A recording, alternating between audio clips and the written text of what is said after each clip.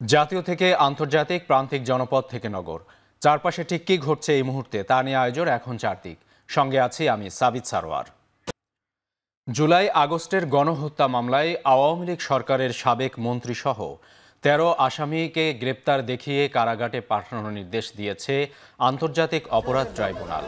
পরবর্তী শুনানি ১৭ ডিসেম্বর। এক মাসের মধ্যে শেখ হাসিনার বিরুদ্ধে মামলার তদন্ত শেষ করার নির্দেশও দেয়া হয়েছে। সকাল ১০টার দিকে প্রথমবারের মতো দেশের বিভিন্ন কারাগার থেকে আসামিদের আন্তর্জাতিক অপরাধ ট্রাইব্যুনালে আনা হয়। একে একে আদালতে হাজির করা হয় গোলাম দস্তগীর গাজী, আনিসুল হক, সালমান এফ রহমান, রাশেদ খান মেনন, আনিসুল হক, হাসানুল হক ইনু সহ ১৩ আসামিকে। অন্য এক মামলায় রিমান্ডে থাকায় সাবেক মন্ত্রী আব্দুর রাজ্জাককে ট্রাইব্যুনালে হাজির করা হয়নি। পরে ট্রাইব্যুনালে আসামিদের অপরাধনামা তুলে ধরেন চিফ প্রসিকিউটর। শেখ হাসিনাকে দেশে ফিরিয়ে আনতে অন্তর্বর্তী সরকার কাজ করছে বলেও ট্রাইব্যুনালকে অবহিত করেন প্রসিকিউটর। জাতির আকাঙ্ক্ষাকে দমন করে গণহত্যা চালিয়ে মানবতা বিরোধী অপরাধ করে ক্ষমতায় যে চিরদিন থাকা যায় না এবং বিচারের মুখোমুখি হতে হয়, আজকের দিনে এই আদালতের দৃশ্য দেখে ভবিষ্যতে বাংলাদেশের যারা স্বৈরাচারী হওয়ার স্বপ্ন দেখেন তারা যদি শিক্ষা গ্রহণ করেন, সেটা আজকের দিনের জন্য একটা বড় লেসন হবে বলে আমরা মনে করি। আজকে আদালতে আমরা এই অপরাধ সংগঠনের পেছনের যে পটভূমি আছে সেটা ব্যাখ্যা করেছি কিভাবে ২০০৯ সাল থেকে ক্রমান্বয়ে একটা রাষ্ট্রযন্ত্রকে ক্রমান্বয়ে ব্যবহারের মাধ্যমে সমস্ত রাষ্ট্রীয় প্রতিষ্ঠানগুলোকে রাজনীতিকরণ, দলীয়করণ, পারিবারিকীকরণের মাধ্যমে একটা নিপীড়ক সংস্থায় পরিণত করেছে। অন্তর্বর্তী সরকারের মেয়াদ ৪ বছরের কম হবে, তবে রাজনৈতিক দলগুলো সংস্কারকে গুরুত্ব না দিয়ে নির্বাচন চাইলে তাই করা হবে। সেক্ষেত্রে মেয়াদ আরও কম হতে পারে। সম্প্রতি আজারবাইজানের রাজধানী বাকুতে অনুষ্ঠিত জাতিসংঘের জলবায়ু সম্মেলনের ফাঁকে আল জাজিরাকে দেয়া এক সাক্ষাৎকারে একথা জানান প্রধান উপদেষ্টা doctor Mohammad Yunus. We are not his perpetual government. With a regular government is for 5 years, for example. That's about it. Or the new constitution may say 4 years, probably, because people want to move faster time of the. So it should be under 4 years, that's for sure. It may be less. So it's all question of what people want. The population, the political parties want. If political parties say, forget about it, give the election, let's do it, we'll do it. ইসলামী ব্যাংকের ৮০% ঋণ S Alam নিয়েছে বলে জানিয়েছেন বাংলাদেশ ব্যাংকের governor Ahsan এইস মনসুর। ব্যাংকটির স্বতন্ত্র chairman Obaid উল্লাহ আল মাসুদ জানান, S আলমের ১৬ কোটি শেয়ার বিক্রি করে ১০,০০০ কোটি টাকা পুনরুদ্ধার করা হবে। নতুন শেয়ার ইস্যু করে আরও ১০,০০০ কোটি টাকা সংগ্রহ করা হবে। ৮০% লেন্ডিং তারাই বিভিন্ন নামে, ডাইরেক্টলি ইনডাইরেক্টলি। তো এটার যে একটা বিশাল ক্ষতি, সেটা তো একদিনে কাটিয়ে ওঠা সম্ভব না। তারা যে এলসি খুলেছিল সেই বিলগুলো একটু আগে আপনারা দেখেছেন, সেগুলো কিন্তু আমরা পেমেন্ট করে দিয়েছি। তো পেমেন্টগুলো সে তো পেমেন্ট করেনি, তাহলে এটা তো আমাদের একটা গ্যাপ ক্রিয়েট হয়েছে প্রায় ২০,০০০ কোটি টাকার মতো। এই ২০,০০০ কোটির মধ্যে এসালাম এবং রিলেটেড গ্রুপের লোন হলো শেয়ার হচ্ছে ১৬০০ কোটি রিলেটেড। এটা আমরা মামলা করে এই শেয়ারগুলি বিক্রির উদ্যোগ নেব। এস আলম গ্রুপ ও তার সহযোগীদের হাজার হাজার কোটি টাকা আত্মসাতের অভিযোগ অনুসন্ধানে এবার বাংলাদেশ ব্যাংকের ৪৭ কর্মকর্তাকে জিজ্ঞাসাবাদের জন্য তলব করেছে দুর্নীতি দমন কমিশন। এ বিষয়ে কেন্দ্রীয় ব্যাংকের গভর্নর বরাবর তলব করা চিঠিতে তাদেরকে আগামী ২০, ২৪ ও ২৫ নভেম্বর দুদকে হাজির হয়ে বক্তব্য দিতে বলা হয়েছে। চিঠিতে কর্মকর্তাদের হাজির হওয়ার পাশাপাশি তাদের পরিচয়পত্র ও পাসপোর্টের সত্যায়িত কপি নিয়ে আসতে বলা হয়েছে।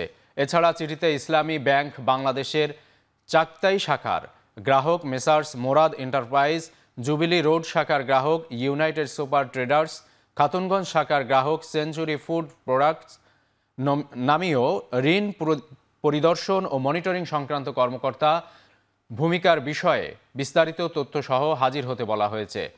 এর আগে এস আলমের ঋণ জালিয়াতির ঘটনায় ইসলামী ব্যাংক বাংলাদেশ লিমিটেডের ২৬-২৩ কর্মকর্তাকে জিজ্ঞাসাবাদের জন্য তলব করেছিল সংস্থাটি।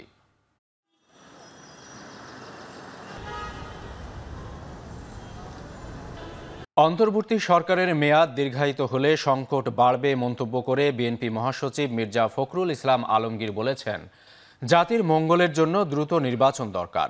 দুপুরে জাতীয় প্রেস ক্লাবে মাওলানা ভাসানীর মৃত্যুবার্ষিকী উপলক্ষে আলোচনায় ফখরুল বলেন, প্রধান উপদেষ্টার কথায় বিএনপি আশাহত হয়েছে, কারণ তারা নির্বাচনী রোডম্যাপ আশা করেছিলেন। একজন ব্যক্তি দুইবারের বেশি প্রধানমন্ত্রী হতে পারবে না। আমরা বলেছি 21 দফায়, আমরা বলেছি পার্লামেন্ট দ্বিকক্ষ বিশিষ্ট হতে হবে, যারা ঘুষ খায় প্রশাসনে তাদেরকে দূর করতে হবে, এরা ধ্বংস করে। যারা ঘুষ খায় রাজনীতিবিদ, তাদের রাজনীতি করার সুযোগ দেওয়া যাবে না, পরিষ্কার কথা। এগুলো না করতে পারলে আমার সমাজ পরিবর্তন হবে না, রাজনীতি পরিবর্তন হবে না। যত এনোমালিসগুলো আছে সেই এনোমালিসগুলো আমাদের ঠিক হবে না। এদিকে নির্বাচন সংক্রান্ত সংস্কার শেষ করে যুক্তিসঙ্গত সময়ে নির্বাচন দেওয়ার দাবি করেছেন বিএনপির স্থায়ী কমিটির সদস্য অবসরপ্রাপ্ত মেজর হাফিজ উদ্দিন আহমেদ। সকালে বরিশাল সাইবার ট্রাইব্যুনাল আদালতের মামলায় হাজিরা দেয়া শেষে সাংবাদিকদের বলেন, অনির্বাচিত সরকারে জ্ঞানীগুণী লোকজন থাকলেও তা দুর্বল সরকার। শান্তি শৃঙ্খলা বিধানের জন্য নির্বাচিত সরকার প্রয়োজন।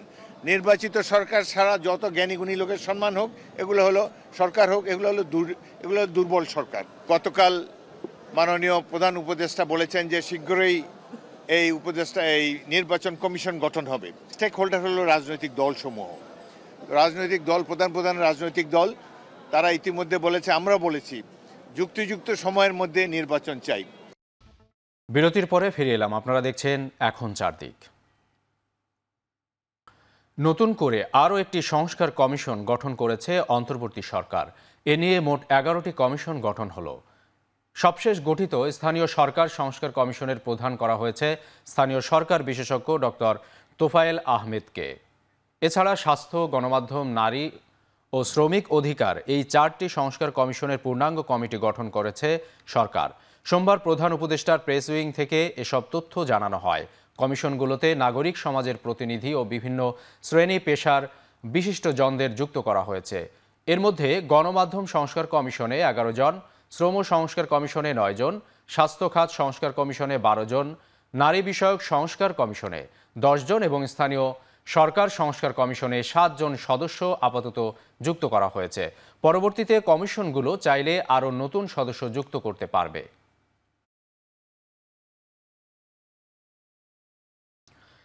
এবার মহান বিজয় দিবস উদযাপনে নিরাপত্তার কোনো ঝুঁকি নেই। বরাবরের মতো এবারও সুষ্ঠুভাবে জাতীয় দিবস পালিত হবে বলে জানিয়েছেন স্বরাষ্ট্র উপদেষ্টা। সচিবালয়ে আইন শৃঙ্খলা নিয়ন্ত্রণ সহ সার্বিক নিরাপত্তা বিষয়ক সভায় তিনি বলেন, জাতীয় পতাকার ডিজাইনে যেন কোনো ব্যত্যয় না ঘটে সে নির্দেশনাও দেওয়া হয়েছে। বাংলাদেশে আসা পাকিস্তানি পণ্যবাহী জাহাজ নিয়ে ভারতীয় গণমাধ্যম ভুল তথ্য দিচ্ছে বলেও জানান স্বরাষ্ট্র উপদেষ্টা। ট্রাফিকটা ভালোভাবে থাকে, যেন সবাই যেমন যেতে পারে, এই জন্য ব্যবস্থা করা। তারপরে আমাদের ক্ষেত্রে মেইন একটা আলোচনা হচ্ছে, আমাদের সব জায়গায় যে জাতীয় পতাকাটা উত্তোলন করব, এই পতাকার যে রং অনেক সময় দেখেন এক এক জায়গায় এক এক রঙের করে ফেলে, এইটা যেন না হয়, একই রঙের যেন হয়। এবং আমাদের যে স্ট্যান্ডার্ড সরকারি ইসে থেকে দেওয়া ওইটার হয়। তারপরে যে আমাদের আলোকসজ্জাটা, এটা যেন খুব ভালোভাবে আলোকসজ্জা হয়, এই ব্যাপারেও আলোচনা হয়েছে। এখানে কোনো ধরনের সিকিউরিটি থ্রেট না আল্লাহ দিলে, কোনো ধরনের সিকিউরিটি থ্রেট নেই। নারায়ণগঞ্জের সোনারগাঁওয়ে ভয়াবহ আগুনে পুড়ে গেছে মেঘনা গ্রুপের টিস্যু কারখানা। তবে এ ঘটনায় কেউ হতাহত হয়নি। ফায়ার সার্ভিস ঢাকা বিভাগের উপপরিচালক সালেহ উদ্দিন জানান, ভোর 5টার দিকে আগুন লাগে, দ্রুত তার পুরো কারখানায় ছড়িয়ে পড়ে। খবর পেয়ে আশপাশ থেকে তাদের 12টি ইউনিট আগুন নিয়ন্ত্রণে কাজ শুরু করে। এ সময় মেঘনা গ্রুপের 2টি ইউনিট নিয়ন্ত্রণে কাজ করে। সকাল 9টার দিকে আগুন নিয়ন্ত্রণ আসে। আগুনের সূত্রপাতের কারণ সহ বিস্তারিত জানতে তদন্ত কমিটি গঠন করা হয়েছে। আগুনে কারখানার ভবনটির এক পাশ ধসে পড়েছে।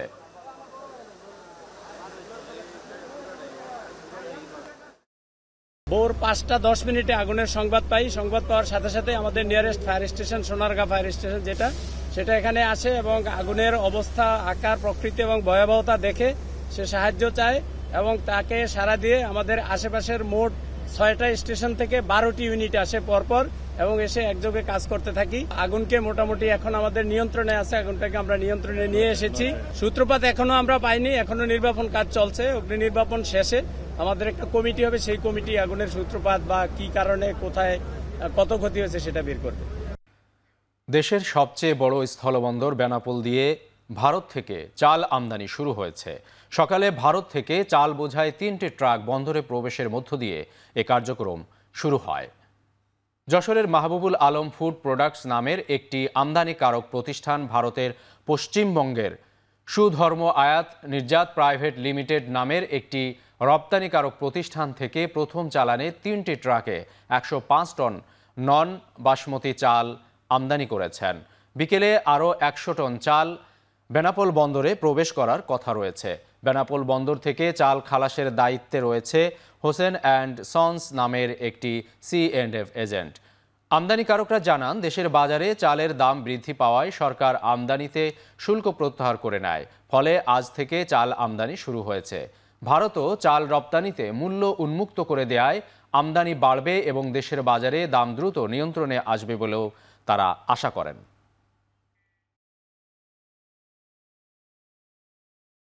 এদিকে আলুর সিন্ডিকেট ভাঙার দাবিতে মাঠে নেমেছেন সাধারণ ভোক্তারা। বাড়তি দরের বিরুদ্ধে নোয়াখালীতে অনুষ্ঠিত হয়েছে মানববন্ধন। সকালে জেলা প্রশাসক কার্যালয়ের সামনে এই মানববন্ধন অনুষ্ঠিত হয়।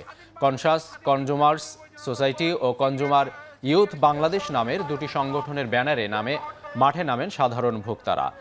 তাদের দাবি, সিন্ডিকেট করে আলুর দর বাড়ানো হচ্ছে, এতে সাধারণ মানুষ পড়েছেন চরম বিপাকে। সিন্ডিকেট ভেঙে দাম নিয়ন্ত্রণ করা না গেলে আগামী মৌসুমে আলুর উৎপাদন কমবে বলেও শঙ্কা তাদের।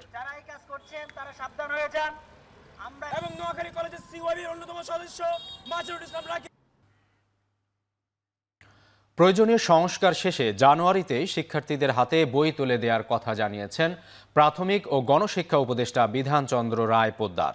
এছাড়া নতুন বছরে প্রাথমিক পর্যায়ে পাঠ্যপুস্তকে খুব বেশি সংস্কার না হলেও উচ্চ মাধ্যমিক পর্যায়ে বেশ কিছু সংস্কারের কথাও জানান উপদেষ্টা।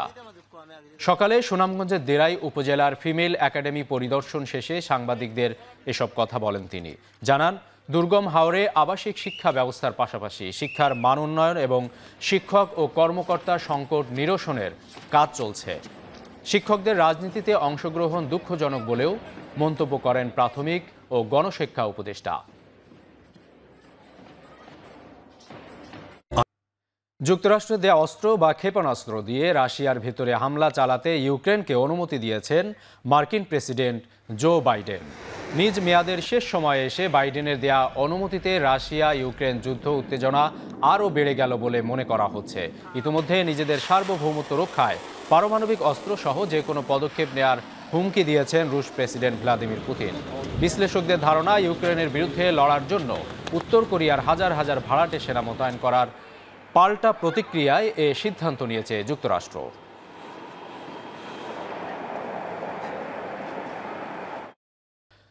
ফিলিপিন্সের লুজন দ্বীপকে একরকম লণ্ডভণ্ড করে গেছে সুপার টাইফুন ওয়াই। এই দ্বীপের 10 লাখের বেশি মানুষ আশ্রয় নিয়েছে আশ্রয় কেন্দ্রে। টাইফুনের পর ড্রোনের ছবিতে ভেসে উঠেছে পুরো দ্বীপের ক্ষতচিহ্ন। নুয়েভে ইসিগা প্রদেশে এখন হাঁটু পানির নিচে মানুষ আর যানবাহন। ভয়াবহ ক্ষতিগ্রস্ত হয়েছে দ্বীপের অবকাঠামো, ভয়াবহ বন্যা হয়েছে ভূমিধস। শনিবার লুজন দ্বীপের আঘাত হানে টাইফুন মানওয়াই। 1 মাসের মধ্যে দেশটিতে আঘাত হানা 6ষ্ঠ টাইফুন এটি। প্রতি বছর ফিলিপিন্সে আঘাত হানে অন্তত 20টি মৌসুমি ঝড়।